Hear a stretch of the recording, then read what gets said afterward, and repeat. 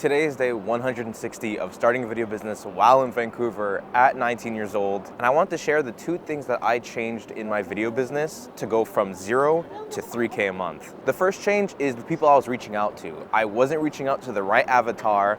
They were not a good fit. It wasn't within their budget, and they didn't really want videos. And yeah, you can argue that you could convince someone of why they need videos, but it's a lot easier to close someone when they already know why it's important. And what I was doing originally was I would go to anyone. I would go to restaurants, I would go to barbers, salons, for maybe even dentists. And my problem was I had to pick one specific person, one specific avatar, someone who wants this, someone who needs this, someone who can afford the services and is a good fit overall. So what I was doing was I was reaching out, I was going on Google, I was finding people, and yeah, I found a way to convince them, but I couldn't even keep them on a retainer, or I couldn't keep them in the service because it was just a whole headache to keep them, honestly. So when I found the right person that needs this, that can actually benefit from it, and that wants it, has been thinking about it,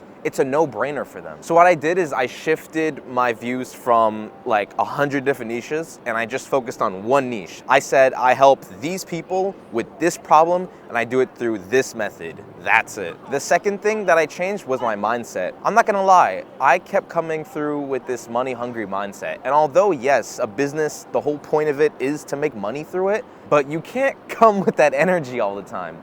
It stinks. And not to say that I'm a money-hungry person or anything like that, but I always thought like the results of this business, if I'm not making money, I'm not doing anything right. So I kept letting that get in my brain. I was frustrated, man. I had that neediness, and people can smell that. People can. And I would have people ghost me multiple times. I have flopped 5 deals just because, which I'm assuming that they had that smell of, okay, this guy, he's desperate, he's not a professional, he probably doesn't know what he's doing, this doesn't feel right, this gives me this sinking feeling in my stomach. But when you have that nonchalant look of like, yeah, I offer this, I know what I'm worth, if you're interested, yeah, just let me know when you are, then I can send that Google Meet, or then I can send that Zoom. Because when you come at it, like, and you spam them, and you're like, hey, how are you? Hey, how are you? And then you send them the link. Oh, when you're ready to call, here's the link. Boom. Like, no.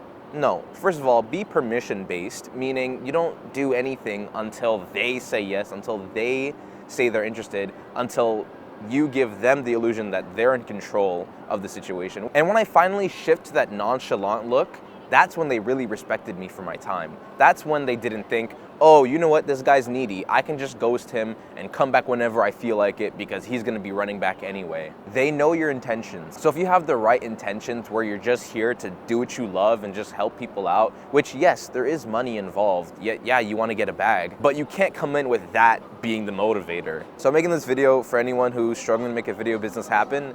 It's extremely tough. It really is, honestly. Like, already enough, I'm just making a fool out of myself, speaking out loud while people are walking around. So it's really hard to be reaching out to people, get rejected every single day, but I'm telling you, bro, you just have to. You just have to go through that. You have to go through all those failures. I flopped, what goose is? I've gone through so many failures, so many flops, going on calls where I didn't even have a GST number. I didn't even have a business number. So when the guy was finally ready to pay me, he's like, what's your business number? And I'm like, what is that? There's been times where people have ghosted me, flopped, so many things, bro. But the difference between a loser and a winner is the winner actually just loses more. You have to put in those reps. You have to keep on failing. A lot of people say, oh, it's just luck. You have to be lucky to get it. Well, guess what? Those lucky people never stop. And they kept looking like the 99% until they became the 1%. You gotta be crazy like that. You gotta be speaking in public, not caring about what other people think. You gotta be reaching out to people and risking getting rejected. You gotta be willing to live, because that's what living is. Living is the ups and downs. Everyone expects that business is just up, up, up, up. Oh, I started a business, so I'm making a lot more money. No, when you start a business, you discover so many things about yourself. You discover your insecurities. You discover your breaking point. You discover who you actually are.